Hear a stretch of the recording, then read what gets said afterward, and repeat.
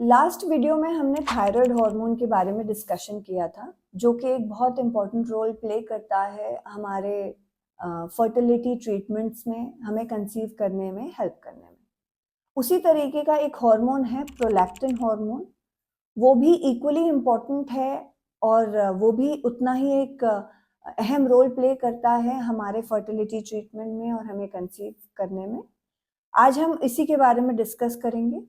मैं डॉक्टर नेहा प्रेमी आज आपसे प्रोलैक्टिन हार्मोन के रिगार्डिंग में डिटेल्स में कुछ डिस्कशन करना चाहती हूँ, जिससे कि आप जागरूक रहें और अपना सही इलाज ले सकें।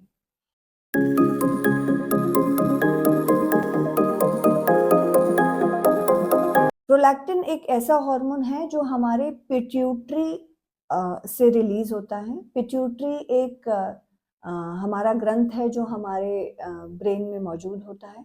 वहाँ से ये हार्मोन का रिलीज जो बॉडी में है वो संतुलित होता है।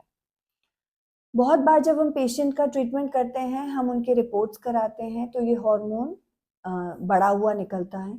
इसके बढ़ने के कारण काफ़ी सारे हो सकते हैं। आमतौर पे ये एक स्ट्रेस हार्मोन है, तो जब भी बॉडी स्ट्रेस में जाती है तब ये हार्मोन रिलीज होता है। तो यदि ये सिर्फ बॉर्डर लाइन इंक्रीज है, तो हम कभी भी पेशेंट को डायरेक्ट ट्रीटमेंट पे नहीं डालते हैं, बल्कि उस सैंपल्स को दोबारा से रिपीट कराते हैं या पूल्ड सैंपल्स लेते हैं। कभी कभी कुछ ड्रग्स पेशेंट इस तरीके की ले रहा होता है, दवाइयाँ ले रहा होता है, जैसे एंटासिड्स होते हैं, गैस की दवाइयाँ होती हैं, या कोई एंटी एंजाइटी मेडिसिन होती हैं, एंटी डिप्रेशन की मेडिसिन होती हैं। नींद नहीं आने की प्रॉब्लम वाले लोग नींद की मेडिसिन लेते हैं, तो उन दवाइयों की वजह से भी ये हार्मोन बहुत बार बॉडी में बढ़ जाता है। तो अगर ऐसी दवाइयों की हिस्ट्री पेशेंट देता है, तो ये दवाइयाँ बंद करते ही ये हार्मोन के लेवल्स नॉर्मल मात्रा पे चले जाते हैं।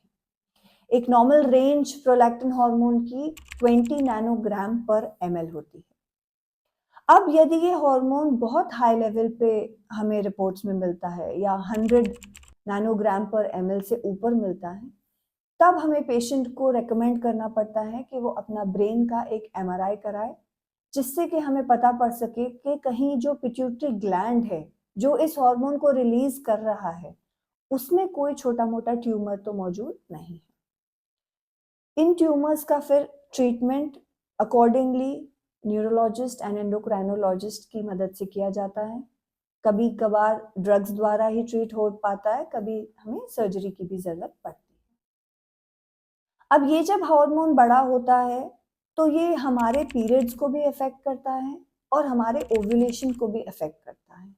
इसी वजह से ये फर्टिलिटी रिलेटेड प्रॉब्लम्स क्रिएट कर सकता है। जिन लेडीज में प्रोलैक्टिन हार्मोन बॉर्डर लाइन से थोड़ा ज़्यादा बढ़ा हुआ होता है, तो हम उन पेशेंट्स को टैबलेट्स प्रोवाइड करते हैं, जिससे कि इसको हम एक नॉर्मल लेवल पे ला सकें। और नॉर्मल लेवल पे आने के बाद पीरियड्स की प्रॉब्लम प्लस ओव्यूलेशन की प्रॉब्लम बहुत हद तक पेशेंट की करेक्ट हो जाती है, और फिर हम पेशेंट को आगे ट्रीटमेंट के लिए बढ़ा सकते हैं।